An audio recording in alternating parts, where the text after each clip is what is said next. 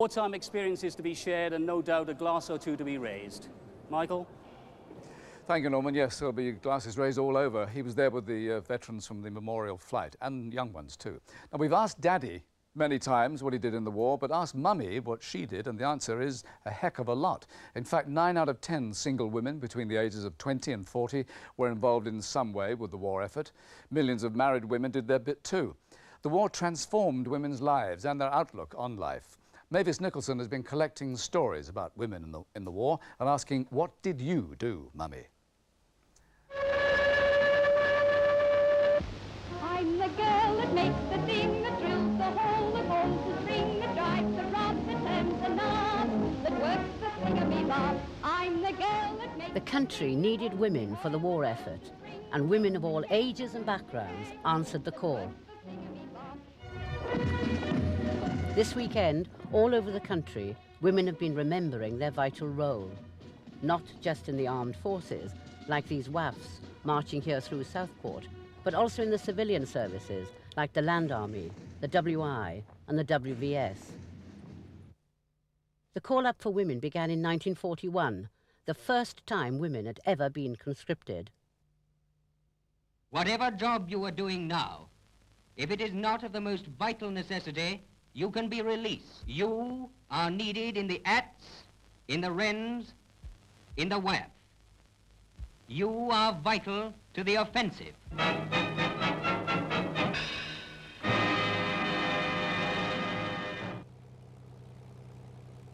By the end of the war, 7.5 million women were to be involved in the war effort, releasing the men for combat.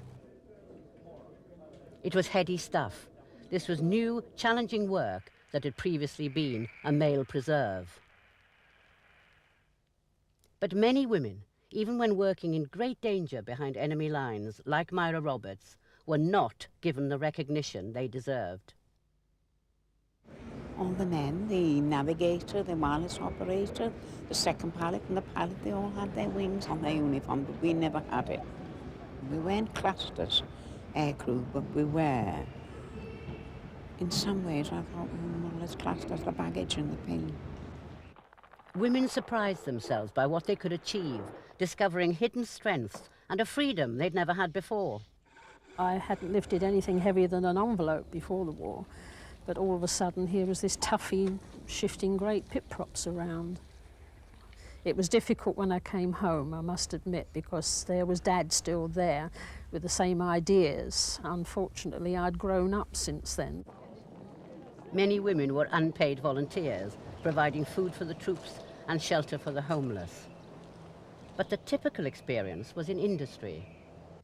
Although women were eager and willing to do their bit in the war, life was not made easy for them. There was still strong opposition from a man-based workforce. It was very noisy for a start, and as I say about the chaps who were very much against us. They just didn't want us to do anything at all. They just resented us being there, you know. When the war was over and the men came marching home, women had to do an about-turn. But the war had changed women's lives and their view of themselves irrevocably. Things could never be quite the same again. But it's the girl that makes the thing that drills the hole, that holds the ring, that works the thingamy-bob, that makes the engine roll. And it's the girl that makes the thing that holds the oil, that oils the spring, that works the thingamy-bob, that's going to win the war.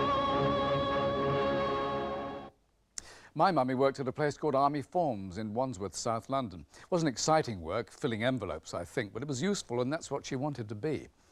Another woman who played her part was a young air raid warden called Barbara Bells. Her ARP post was in the Bloomsbury area of London, just down the road from our studio.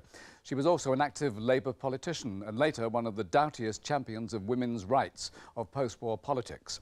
Today she's better known as Barbara Castle, Baroness Castle to be precise, and I'm happy to say she's with us tonight. Barbara, have you been following today's events?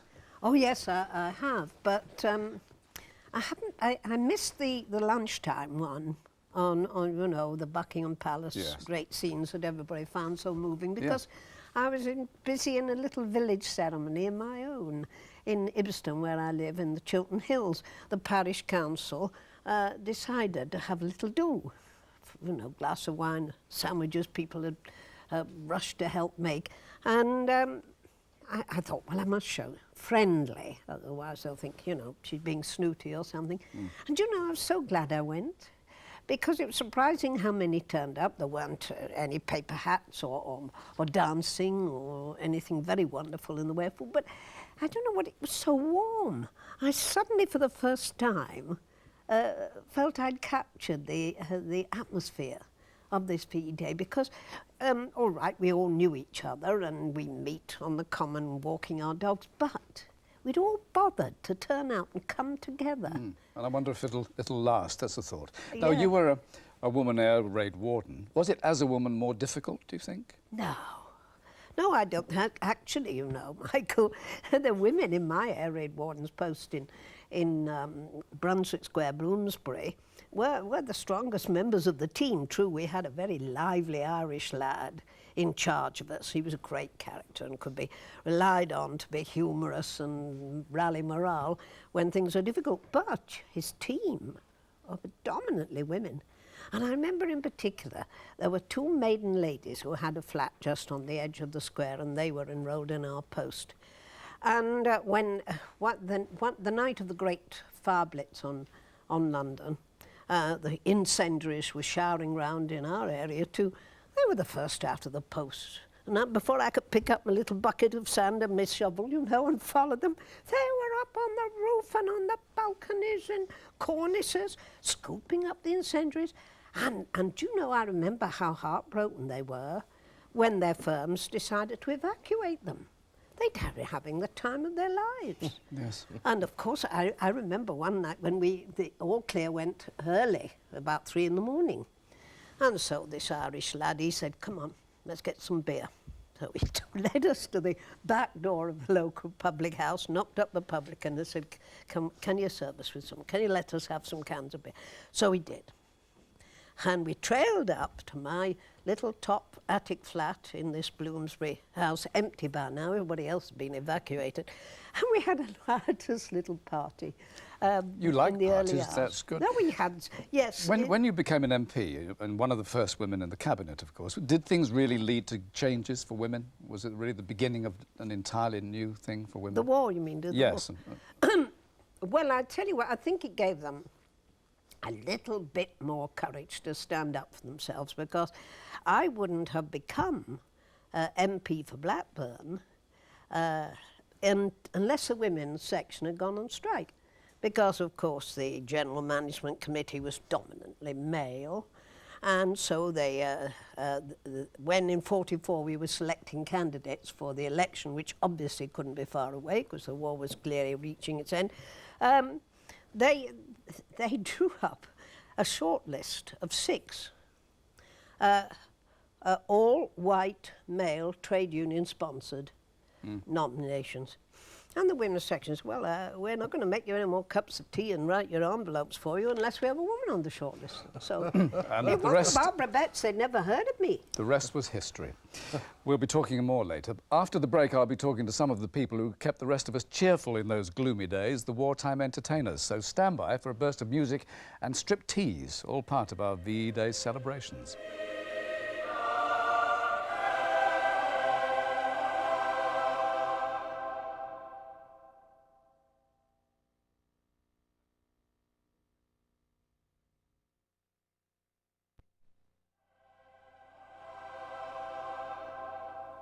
Welcome back.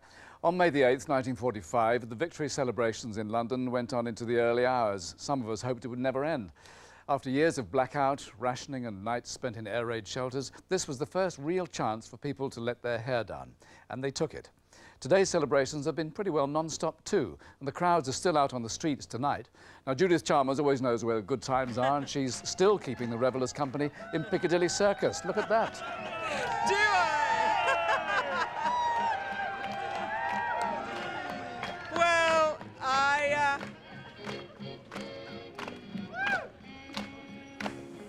fantastic. I suppose I really do know where there's a good party. The only trouble is, Mike, I'm not very good at jitterbugging, but but I'm going to have a lesson or two afterwards. Very special people, people from the Roehampton Institute behind me, and also a gentleman called Victor Edward Day, V.E. Day, a significant day for you, Victor. It is my birthday today.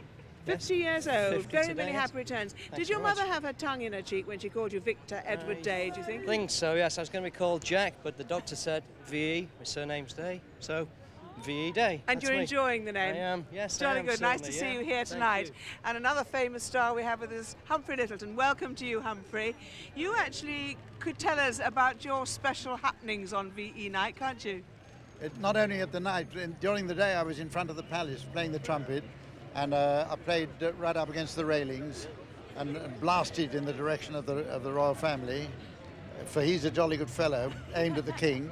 And then somebody came up with a handcart later in the evening, and I was pushed all the way around from St James's Street right up to Piccadilly Circus here, and then down the hill again and back to the palace. All in a cart? All in a cart, wobbling away, yes. What was the atmosphere like that night? Oh, it was tremendous, absolutely tremendous. It was just one huge burst of relief, really, and everybody was, you know, it was just one huge, big family, marvellous.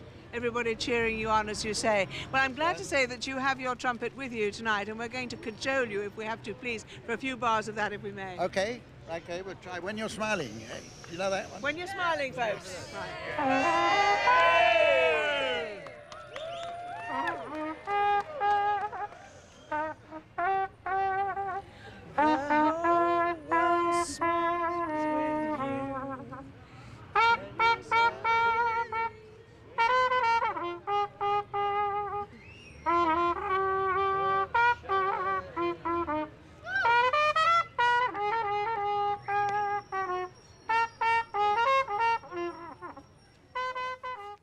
Ah, those luscious lips, Humph, that is, of course. Now, as a nation, we don't get many chances for genuine celebrations, coronations, royal weddings, the occasional Olympic medal, but we certainly had a go today. All over Britain, veterans, their children and their grandchildren have been enjoying the VE Day festivities and remembering too. It was day 3 of festivities in Hyde Park in London, and the place was packed again. Hundreds danced the day away. Later, as the daylight faded and the mood changed, the Queen led the country in 2 minutes silence. At 8:38 this evening, people everywhere, at stations, airports, pubs and football matches, whatever they were doing, remembered those who had given their lives.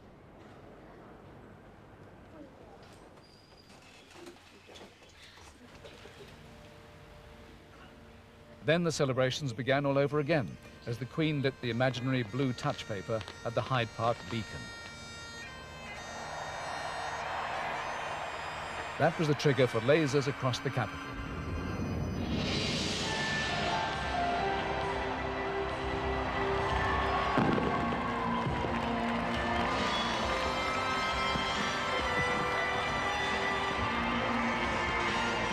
And the sign for beacons across Britain to be lit.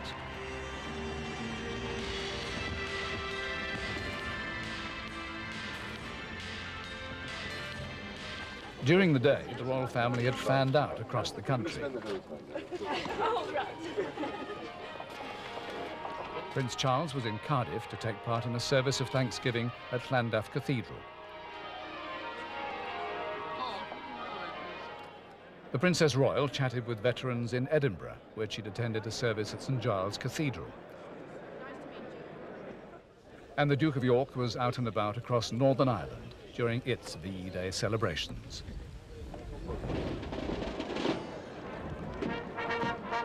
Throughout Britain, there were parades and marches like this one in Weymouth.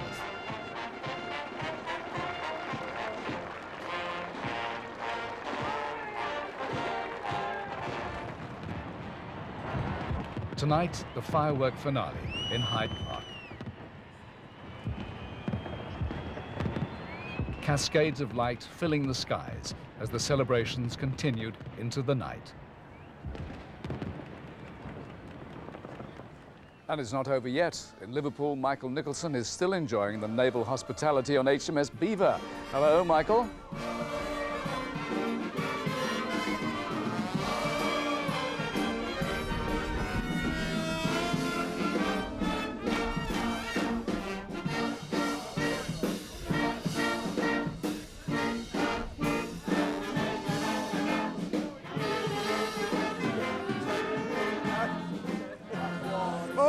What we're trying to do in a small but very noisy way here this evening is to bring the young and the old together, something that's happening all over Britain tonight. Over by the helicopter is the Beaver's young skipper Phil Jones and the captain, merchantman Captain Harry Trainer of the Atlantic Convoys. I've got Mandy Hiscock here, who's a radar operator on Beaver, and our favourite wartime wren, Gwen Festney. Old and new, old and young, 2 generations apart, grandparents and grandchildren, if you like, but coming together to celebrate tonight, but also coming together to remember tonight. And so, if you'll excuse me, we have some unfinished business. Come on, let's go in. Oh!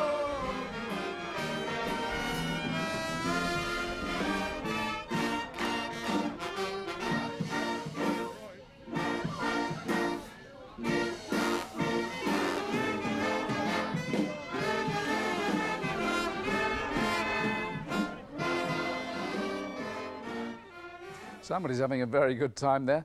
Do you know, people were kept amused during the war mostly by radio shows and the pictures. In fact, an average of 30 million people went to the cinema every week. It was the ultimate escape. Newspapers, on the other hand, were a rather sombre read, but there was one sensational exception. To most men, she was as real as Vera Lynn and as sexy as Betty Grable. Jane, the Daily Mirror's naughty but nice cartoon strip heroine, became a national obsession. Her daily escapades were as talked about as any TV soap. In fact, she was based on a real character, Christabel Leighton Porter, who posed tastefully with her little dog Fritz for the Mirror's well-named cartoonist Norman Pett. Christabel, the real-life Jane, is alive and well, and she's with us tonight. It's lovely to see you. You made a little boy very happy, I must tell you. What are your memories of VE night? Oh, VE night, there's nothing like it and never could be anything like it. I was playing in the theatre in Kilburn Empire, and we heard that the war had finished. We had an idea it was going to, but when it was actually announced, it was absolutely wonderful. So we thought we ought to do something a bit different because it was such a wonderful night. And so we decided that I would do a very naughty Britannia. And we got a big Union Jack, and somebody gave me a big stick for a pike, and we went down to the local fire brigade where they gave us a big brass fireman's hat for me to wear. And everybody sang Rule Britannia, and the audience came up on the stage. We had the most wonderful time. And then after that, when the show finished, I was staying at the Charing Cross Hotel, and I thought, well, I'd better get back and take the dog back and then go up to the West End. And we had a very, very old Vauxhall car, very little petrol, and we went across London as best we could. It took forever. And we picked up all sorts of people on the way. We had, I think, all the service people must have been in London. I don't think anybody was at their bases anywhere. And we had all a crowd of servicemen on the roof, and they came through. But it didn't matter. And on the bonnet, my husband's colleague from one of his squadrons, a Canadian, had broken his leg, and he was sat with his leg, big 6-footer, sat on the bonnet with this big plaster of Paris leg. Wonderful images, these. Tell me, your act, you've mentioned, it was naughty, wasn't it? So, I mean, was it because people were more liberal during the war, let everyone enjoy themselves more? I think probably it was. They needed something, some kind of something different, bright entertainment, and I think they were following the cartoon as well. And I do think that I had a little bit of prestige having the newspaper behind me, and it was nicely done. It wasn't blatant, and I didn't want to upset anybody. If you upset anybody in the audience, you haven't done anything very clever, you haven't been very clever. So it was kept quite nice. It got naughtier as the war went on. People relaxed a little bit more then. What was it like living, though? Did you have fun in the war? Lots and lots of fun, some wonderful, wonderful times. A good job we did, because it helped us to survive the rough times and the bombing and the freezing cold. There were always being electricity cuts. If you got an electric fire, it would suddenly go out. No cold unless you were bronchial or very old or very young, and always hungry. I have a big appetite and always have had. I could well, you never had to get keep your weight food. up, didn't you? I did too. Anyway, you It gave was us important. great joy. It was lovely to see you. Thank you. Now, in just over 8 minutes, at precisely a minute past midnight, the closing chimes of Big Ben will mark the exact moment of the ceasefire. So stay with us for that and a spectacular VE night finale.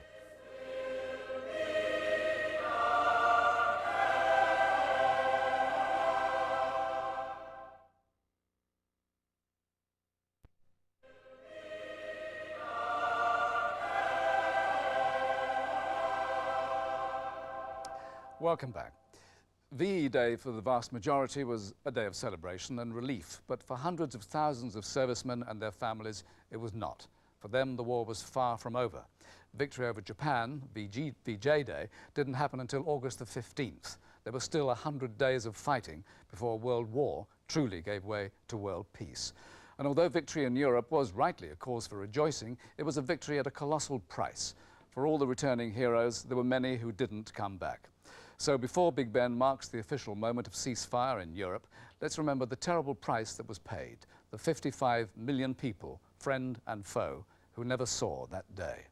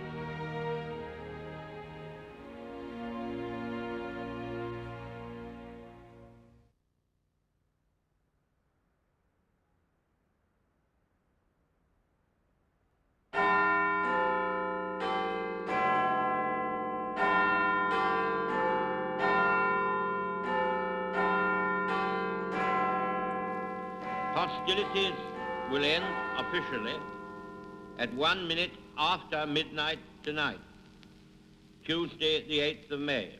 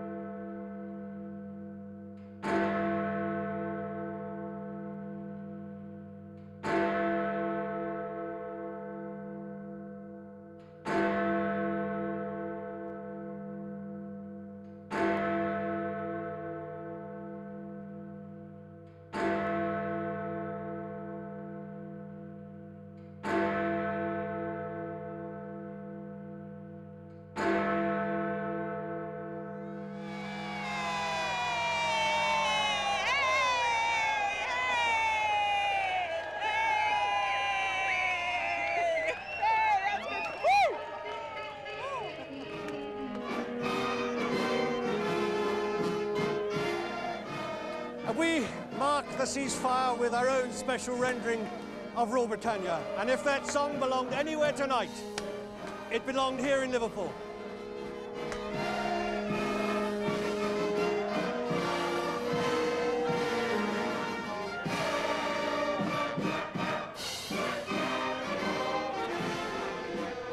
With the VE parties winding down, the flag flying above Liberation Square means another party is about to begin as the Channel Islands prepare for their big day. From Jersey, goodbye.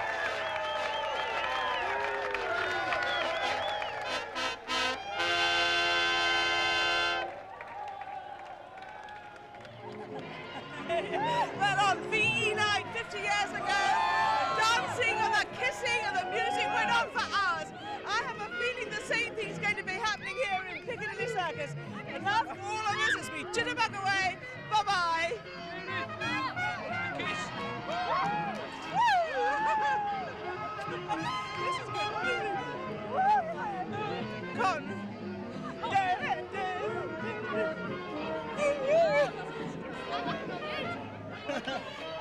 There goes your head,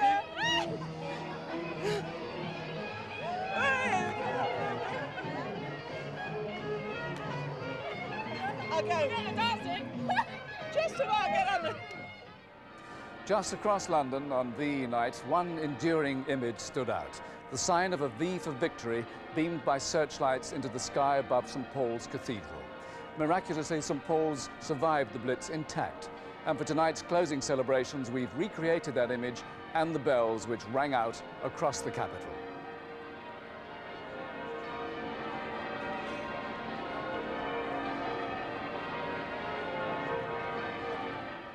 And that brings us to the end of our show. Thanks to all our guests in the studio and around the country who joined us in the programme tonight.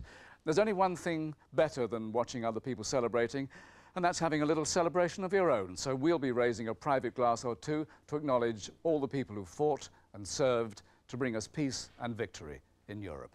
Good night.